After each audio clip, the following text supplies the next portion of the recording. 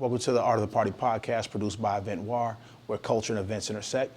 We're here to celebrate entrepreneurs, talk about the art behind creating events, transitioning from hosting events to creating brands, brand partnerships, and really taking your business to the next level. So whether you're an event planner, a promoter, an event host, concert host, we're here to help you learn how you can scale your business, how you can maximize your influence, and how you can grow your brand to be bigger and better. Welcome to the Art of the Party podcast produced by Eventnoire. My name is Jeff Osuji. I'm the co-founder and CEO of Eventnoire, where culture and events intersect. We have a special guest with us today, Mr. Evan Marshall, COO of Black Menswear. I want to say you guys created the flash mob. You know Yeah, we like to say we did. You know what I'm saying? Let me tell you a little bit. Always replicated, never duplicated. I love it. I love it. So if you guys see the brothers that are well dressed in suits and hats going from city to city, creating these viral moments, Evan and his company are behind that. They've been able to work with a number of brands. He's a culture engineer.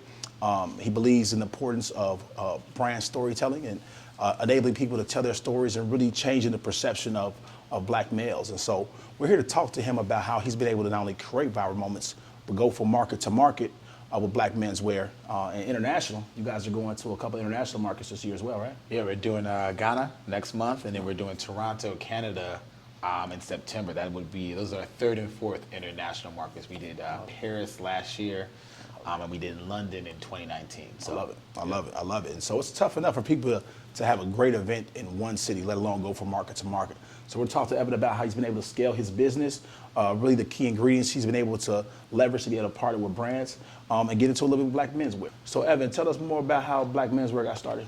Yes, so my business partner, co-founder of the organization, Leandro Broussard, started it back in 2017, and he was inspired by the unfortunate situation with Philando Castile. Just because, obviously, Philando was the main one at that time marker, but obviously, unfortunately, there's been continuous ones since then. But it was really about every time that situation happens, they always tried to vilify the victim. As well, they don't allow his family to mourn because they try to drag them through the mud. So knowing that he had two boys, it was, what are they going to say about me? If something unfortunate would happen to me. That was part one. Part two of it is because when you even now through programmatic advertising, a lot of times when you would Google African American, Google Black men, negative imagery would pop up. So it's like, what can I do or what can he do to kind of continue to put positive imagery out there? So programmatically would adjust that and adjust what actually populates on some of these searches, regardless of the engine. So that's originally how it kind of got started. Built it from that. Started creating an Instagram account, posting positive imagery. Then he realized from that aspect in terms of what can he starting to own his own content is a big thing. For anybody that's out there, content creator, you want to own your content. You don't really want to just fall into being a repost page. So from that, started doing the flash mob meetups as the way to gather large quantities of content at once. And then from there, it just kind of started taking off. Dope. So for those who aren't really aware, what exactly is a flash mob? Oh, that's a good question. What we like to say, it is a cultural moment that cultivates community and connectivity. One of the things you always say is you can't have community without connectivity and unity. Those two together is what create community. So that's really what it is. It really is a safe space for Black men to kind of come together, to kind of touch base, just kind of really build and grow and network and move forward. Wonderful. So Evan, you talked about the flash mob, you talked about a little bit about advertising and changing perceptions. Can you tell me a little bit more about your agency background? Come from an agency background. If you're familiar with the advertising agency, I've hopped around. Unfortunately, that's just the nature of the industry. That's the only way to really get promoted and move forward. So I've been at Weber Shamwick, which is the biggest PR agency in the world. Was at Burrell, which is the nation's largest Black-owned advertising agency. Was at iCrossing, which is the paid media, social digital media arm of Hearst, which is one of the biggest magazine properties in the world.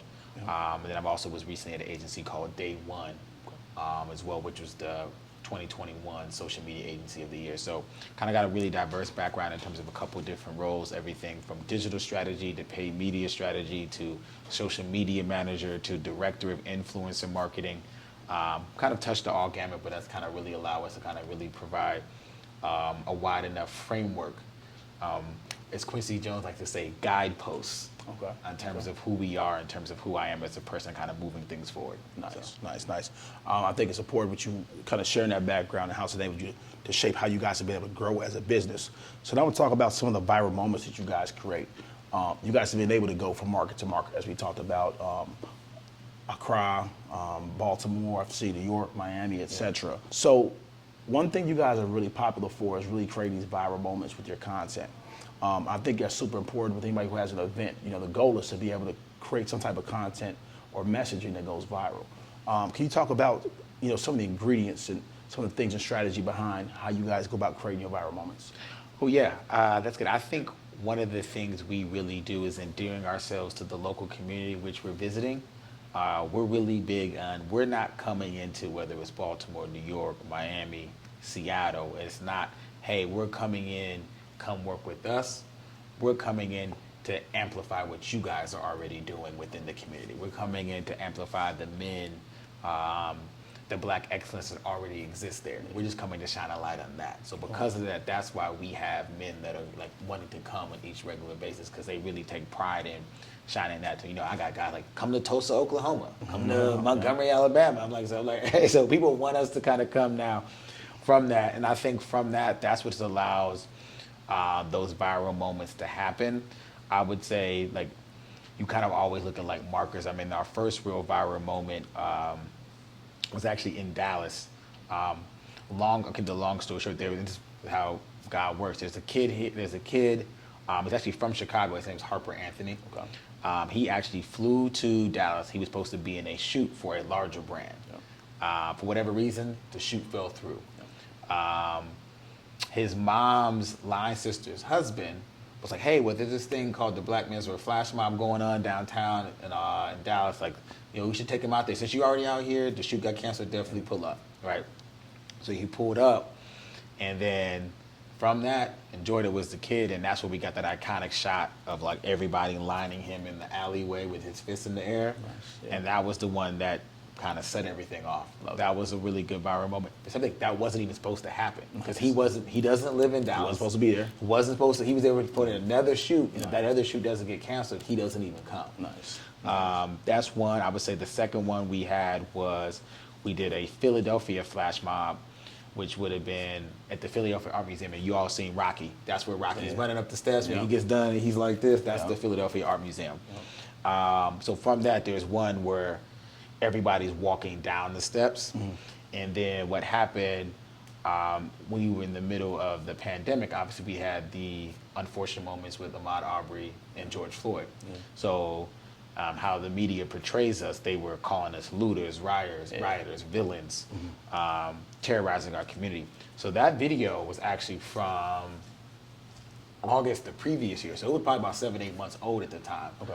But that video went viral because people started taking that imagery like, hey, this is actually how we are, how we protest, because you had a group of probably about 100 black men walking, weren't even like in orange, but just walking in synergy and a form of positivity. So from that was another moment that went viral from that. And then from there, it's just kind of really kind of continuing to build on top of each other. Well, I think it's super dope about what you guys do is, again, you know, really not only just changing the perception, but giving people something different to look at. I think we all been, you know, going out to nightlife, whether it's a club or a lounge, and we've seen how we've been portrayed, probably been denied access from the door at times. I know, for instance, one of the reasons why we started Eventnoire is because a lot of us were having a problem accessing events. There was just a lack of culture of events. And a lot of us are tired of getting denied entry from events that isn't necessarily catered to us. So talk a little bit more about the importance of changing the perception of black men and women in the media, but also controlling your content. Why is it so important that you guys own your own content? There's a lot of social media folks that are going viral with other people's content that are reposting. But what is the opportunity when you actually own your own content?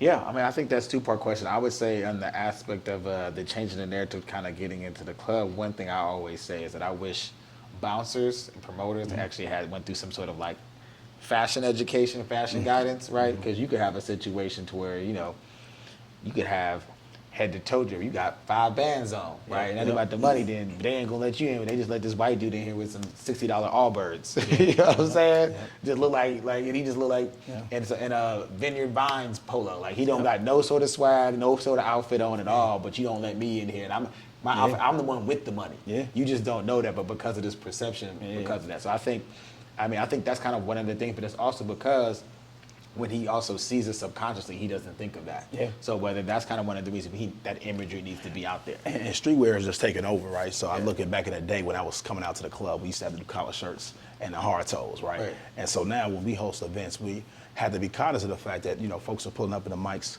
they're not dressing up. It's just not dressing up. It's just not happening, right? So I do think about that all the time. Like, do we need a nightlife mayor? Do we need to educate the bouncers on how to really appropriately address dress code? Because we also want people to look good, right? And we also want to make sure the right people are in our events. And when we say right people that are looking to have fun, spread positive energy. So that's something that you bring up that actually makes a lot of sense. And we're going to have a whole nother podcast just about that with the dress code. Should there be a dress code or not at events? What do you think about that? I think you gotta cater to the market. I think a lot of people, you gotta mean like Chicago is really a streetwear town because it's the home of Jordan, right? Yeah. People wear Jordans, people wear Nike here. So it's really gonna be leaning to more athletes to streetwear town. Whereas like DC's not gonna be that as much because you got corporate money, right? And everybody in DC went to school because the HBCUs and they got government jobs because it's DC. So because you got a government job, that's why DC's a happy hour town. True. So like because of that, so I think you gotta kind of lean in and play to your market. Don't have this perception of, this is what I want my artist, but you gotta lean into what's gonna happen. Like for example, like if you live in Houston, Dallas right now, how you gonna have a rule that you can't let people in with shorts? It's 103 degrees outside. You gotta let me in with. I'm not gonna wear pants if it's 103 degrees outside, right? So those kind of things. Even now, like in Chicago summertime, it's 95 degrees outside. How you gonna have a dress code for a day party where people don't wear shorts? My question for you though is, when you see those restaurants that post these dress codes, or you see these dress codes, no baggy clothes, etc. And I go back and forth with my guys about this all the time. Is that considered racist and discriminatory, or is that folks just trying to make sure they have a certain vibe in their event? I think it goes to. I think if you actually did a good job of curating your event and curating your market and curating your consumer, you wouldn't even need to do that. Makes sense. Because at the end of the day, like if you look at it as, like, for example, we came out with our wine, The Gentleman, shameless plug, check it out, ktwinery.com. But we did our, because it's called The Gentleman, a little bit more refined in terms of people like, why didn't you do your launch party in Dallas or launch party in Chicago? We did it in DC. Because I was saying, because DC is a happy hour town. True. Right? It's a happy hour town. People have more government jobs. They drink because it's a little bit more affluent, so they drink wine there. So we didn't have to do a lot of messaging to convey what this is going to be. Gotcha. That demographic in that market, just from knowing our brand and knowing what we did put out, they knew what it was. Gotcha. We had 200 people show up. Not a single person asked me, hey, bro, do I got to dress up? Not everybody wore a suit. Some dudes came, just some chinos and a shirt or whatever, but people knew they knew the girls was gonna be dressed up, so the guys knew it's a happy hour city. It's a happy hour city. They knew. Yeah. Whereas like Chicago, I would have had to do some more education. Yeah, Dallas, I'd have had to do some more education. That's not a knock on either of those cities, but for the event we were trying to do with that brand, would not have done it. So like I said, if you as a brand, you a restaurant owner, bar, venue, if you have to educate your clientele on what it is you need to wear coming here, you haven't done a good job prior to that event to cultivate the experience of what it is. Everybody, because think about this. Everybody loves a good theme party. But if you're popping, right? Exactly. Everybody's gonna know about you, right? Right. So essentially gonna get to a point where you're reaching 20 people. So I don't know. I agree with you, but I think that, and what I've seen with a lot of events is once they get too big, everybody's coming, right? So how do you, and I was told when I started, how do you train your crowd, to make sure they're helping with the vibe that you want to produce? So I push back on that because if you look at if you think of Afro-punk, you already know the vibe and aesthetic of Afro-punk, right? Afro-punk's so big, they can scale it. Now they're doing Afro-punk Minneapolis, I think, is either this past weekend or the weekend coming up. And it's like, but you know what you're gonna get in terms of vibe. Like Coachella, right? You know what you already know it's gonna have that bohemian chic kind of vibe to it, right? Like if you go to Tulum, People already know how they're going to dress when they go to Tulum. So I said, people actually do love a theme, right? Like Derby, if it's a Derby party, you don't really got to convince people to dress up for Kentucky Derby. People know what a Derby Day, but whether it's black, white, Hispanic, people know what a Derby Day party is going to be. So I think that comes down to, like, if you're just messaging, understanding, and at the end of the day, it's like, if it continues to get out the word, if the people that you have, they're coming to the event, they should be the biggest champion for you for the type of event that you're hosting. They should be able to say, like, if you even look at Clico Classic in New York. I know people that go to Clico Classic don't even know it's a polo match. Right? She thinks she going to a black picnic. Right? I didn't know. She don't even know that's a polo match, right? But she got her dress, don't wear them border, got the heel. She know what I have to wear because she knows that all black folks. But she knows, like, I gotta come correct. Like, I just can't pull up with the girl wearing the furry Ugg slides. I feel like we took that event over. I feel like I've seen more and more of us there at the Polo Classic. Nobody play polo, but it's a vibe. 100%. It's a vibe, and that's the beautiful thing about us. When we go places, not only do we make sure we're dressing right, making sure that the music is right, but with our influence in sports, fashion, entertainment, it is important that not only do we own the vibe, but that we help really set the trend, and we continue to do that. And that's a big part of what we're doing with Eventnoire for entrepreneurs. Is how can we set the guidelines, the rules and regulations for entrepreneurs. And so I want to segue to the wine that my man just talked about, which I just ordered in the mail. Gentleman wine, is that what it's called? Yep, right? The Gentleman, yep. I got it in the mail, and it was delicious. I wanted to ask a question. That's delicious. Why don't you say wine is delicious? Oh, you can say that. Because it is. Okay. It is. So, okay. So I'm going to segue actually back to what you were speaking about with the Gentleman Wine, which you just launched, right? Part of the Art of the Party podcast is talk to entrepreneurs about how they can scale their business from going from parties to events to something bigger. So can you talk about the transition to launching your own wine?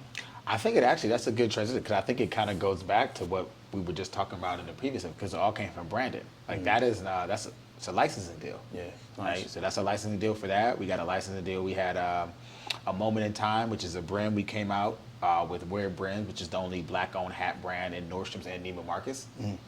We just signed we're coming out with a loafer next year with a Chicago-based brand called Mark Nolan. Nice. Which is going to launch March 2023. But all those are licensing deals, which is a positive deal for us, because it goes back to saying marketing, branding was key. Because of the marketing and branding was consistent, those brands reached out to us because they wanted to be associated with us, because we had a consumer demographic and marketing capabilities that they want to convey. Gotcha. So with KT Winery, which is the black female-owned winery that we partner with, she already has her main wine is called Mom Juice, right? So she already, I got Mom Juice, it's the perfect wine. You know, you working all day, you don't put the kids down, you pour a glass of Mom Juice and you just chill, right? So say, they got the mom market pretty good.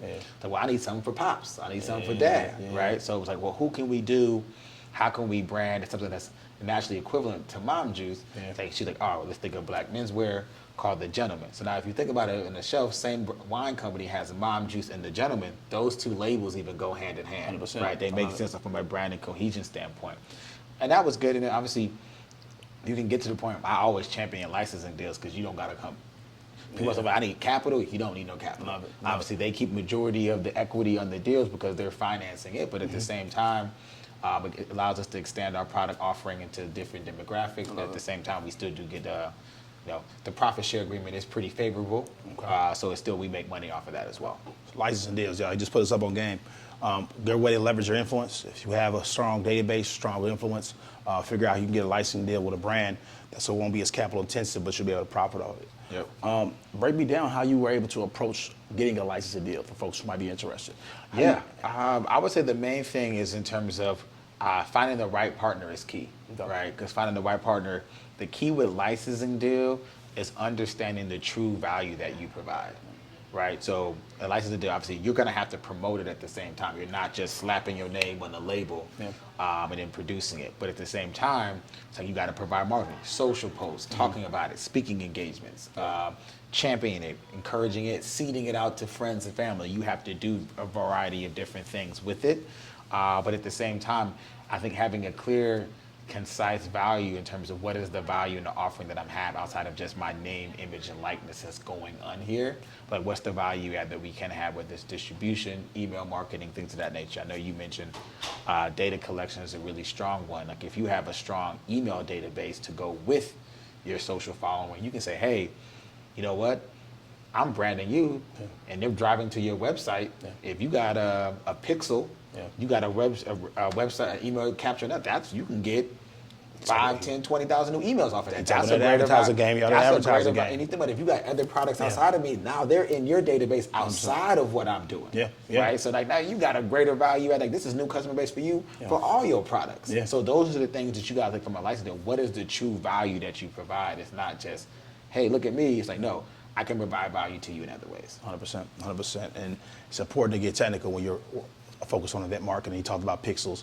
If you don't have a good digital marketing guy, make sure you get one. Somebody can get your pixels right so you can make sure that you're retargeting, et cetera.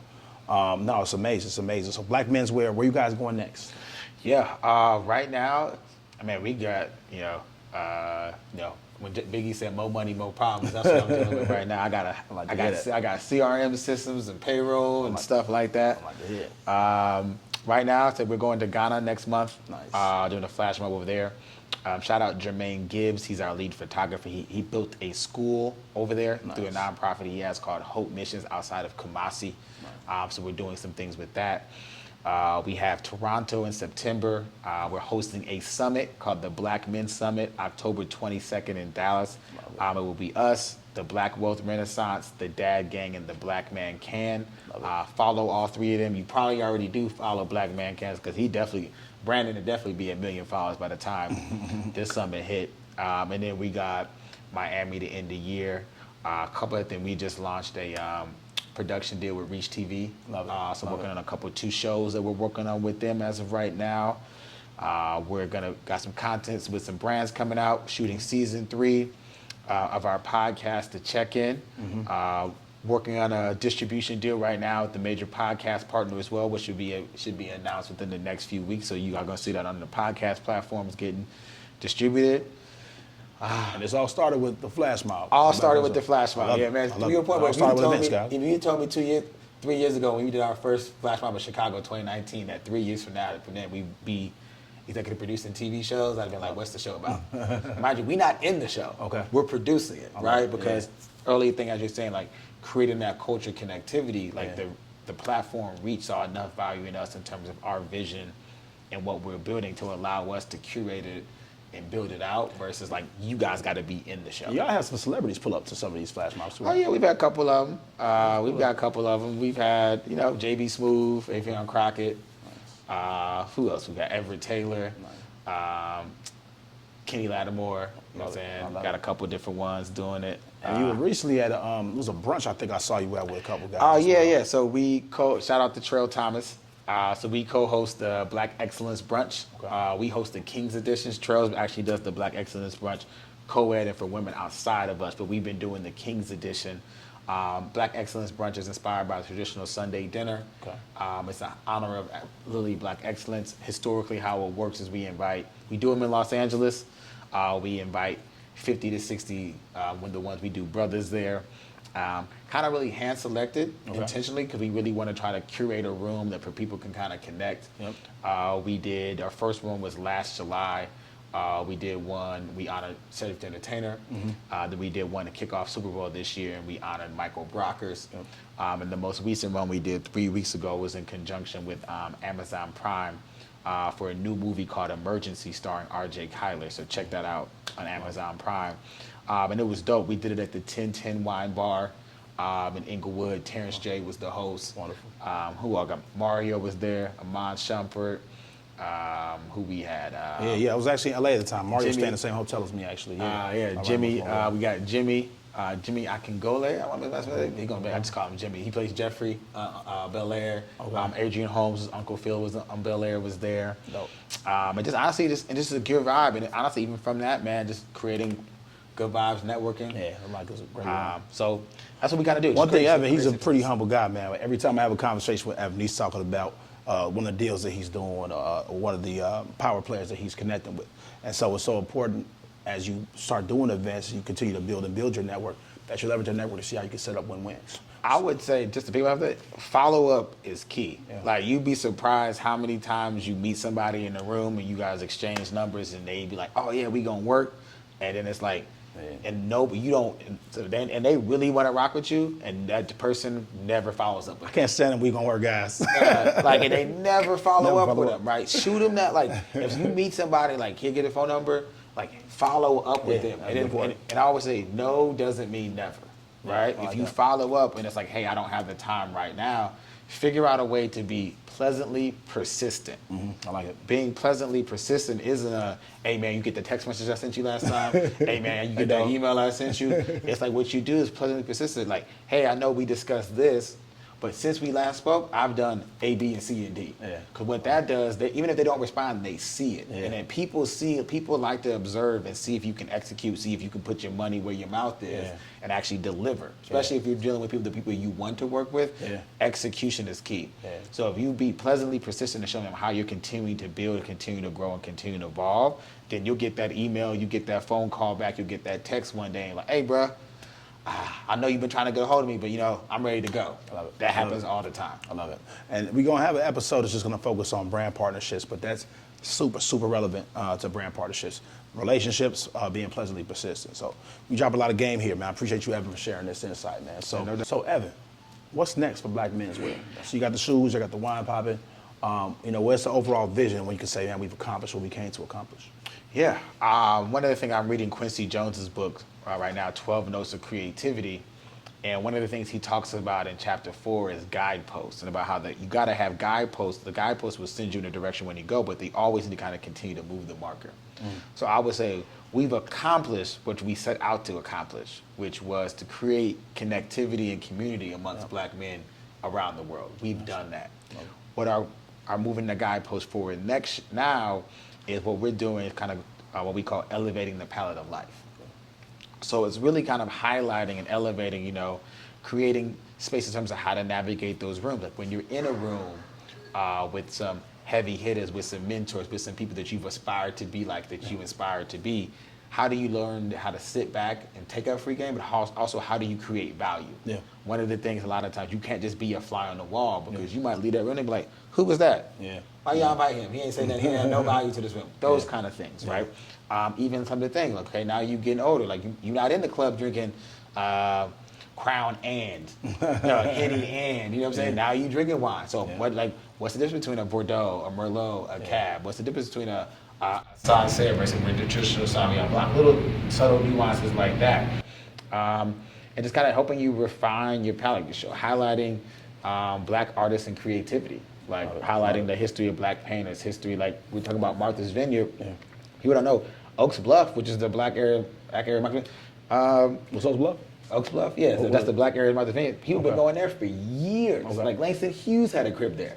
So like Black people been going to Martha's Vineyard for years. That's another thing we don't think about in terms of Black history, Black excellence, Black legacy. So just really kind of highlighting and continue to tell those stories and moving those guideposts forward. Because if we can continue to do that, then we can inspire the generation coming up behind us to where we can kind of continue to debunk and break down some of the things we're dealing with now. So then like in 2065, they're no longer dealing with the things that we're dealing with today. Because at the end of the day, like I'm in my 30s. So like the work we do, you all know how it works. It ain't gonna make it. I'm not doing shit that's gonna be done by the time I'm 50 years old. Unfortunately, let's call it what it is, right? But what I can do is do the work to motivate somebody else. So when I'm 65 and now they 30 years old, they don't necessarily in a better situation, and they can also make impact for the people coming behind them, their kids and grandkids, et cetera. So we always say impact over influence. That's what we like to say. So impact over influence. I like that, man. So you've been able to grow a viral brand, turn it into licensing deals, brand partnerships. You've been able to launch products, right? You've been able to travel internationally. Now, when you're traveling internationally and doing events out there, tell us about how you're able to make sure folks come out, right? Because I think most of entrepreneurs want to be able to travel and want to be able to launch internationally and in other markets. Give us some more tidbits for how to do that.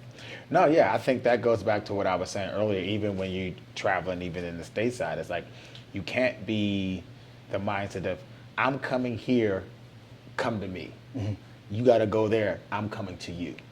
So whether it's partnering with other promoters if you're hosting events, partner with other influencers, partner with popular venue owners. Have the conversations ahead of time to say like, oh, who over there is doing things? Who should I partner with? Like right now, we go into Ghana, and there's a big restaurant over there called Republic that everybody knows. Like Kendrick was just there. Like if you go to their most recent Instagram for Republic, the recent photo is Kendrick pulling up outside, right? So if you're in Ghana, head to Republic.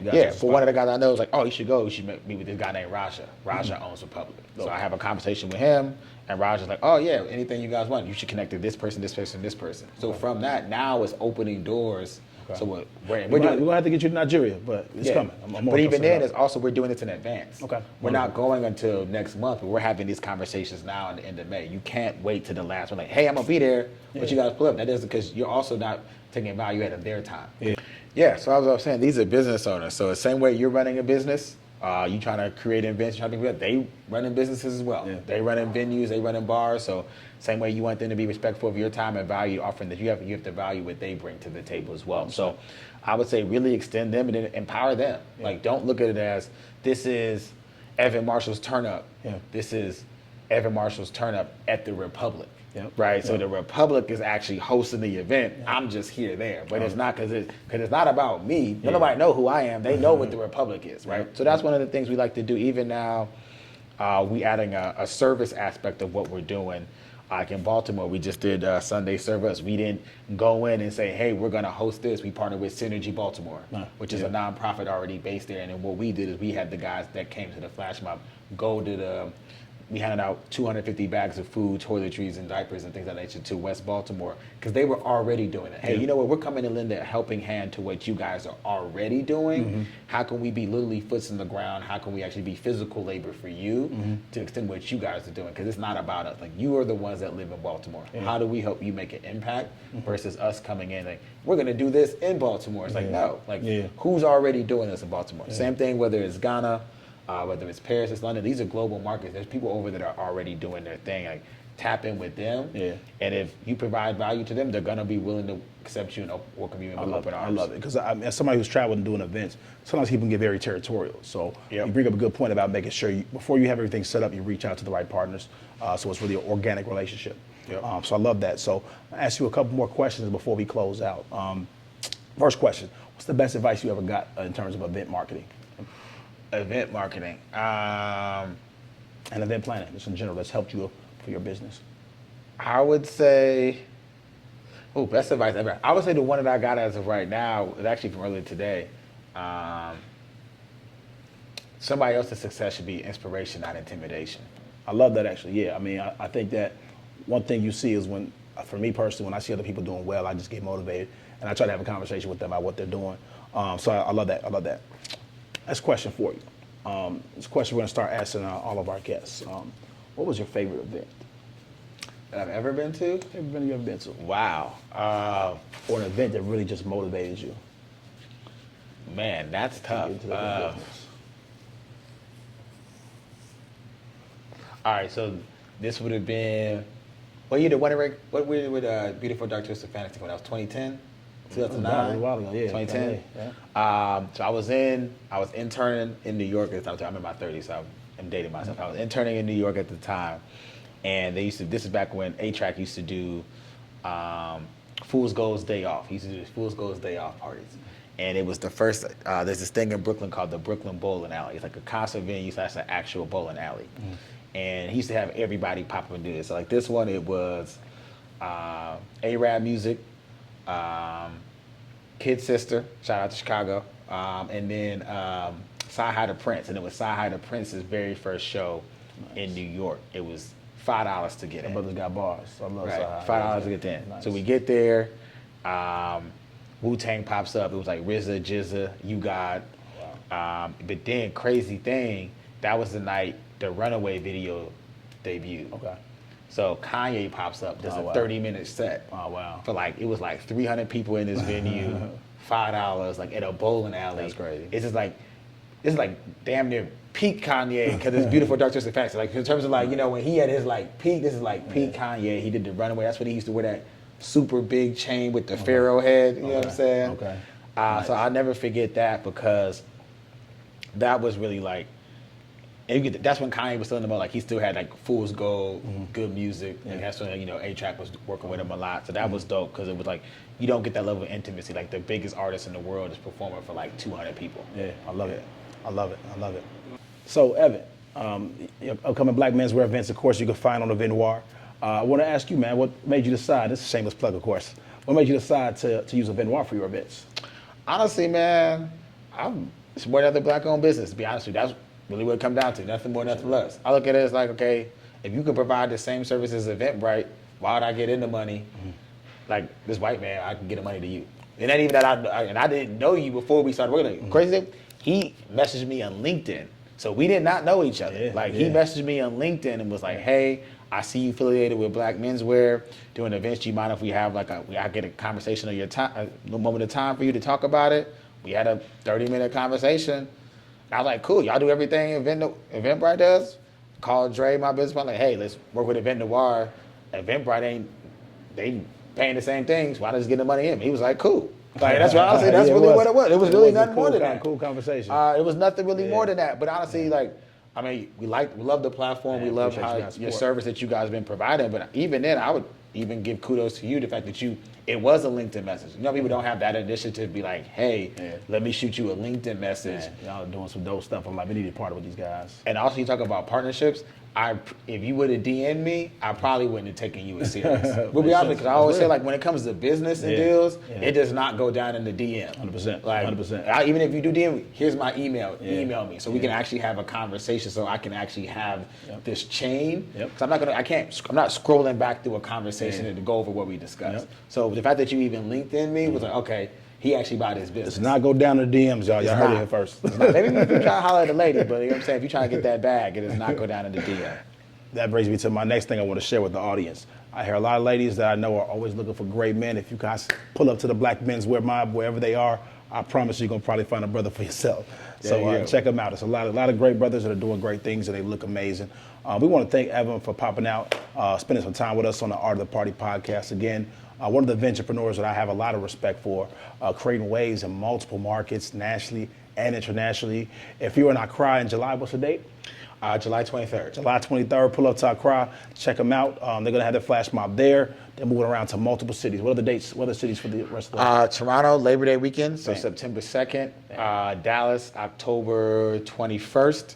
And then Miami, December 17th to wrap up the year. And then we're finalizing 2023.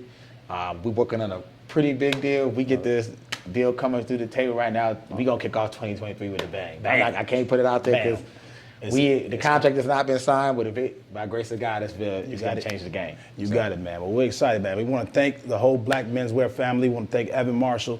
Check him out. Where can people follow you guys at? At Black Menswear Instagram, at The Black Menswear TikTok, at Black Menswear YouTube. Wonderful. So make sure y'all check out their events on Eventnoire. Appreciate you guys tuning in with Art of the Party podcast. Until next time. Thank you for tuning in. You can catch us anywhere you catch your favorite podcasts, including YouTube, Apple, and Spotify. Check out eventnoire.com, the #1 ticketing platform for the culture.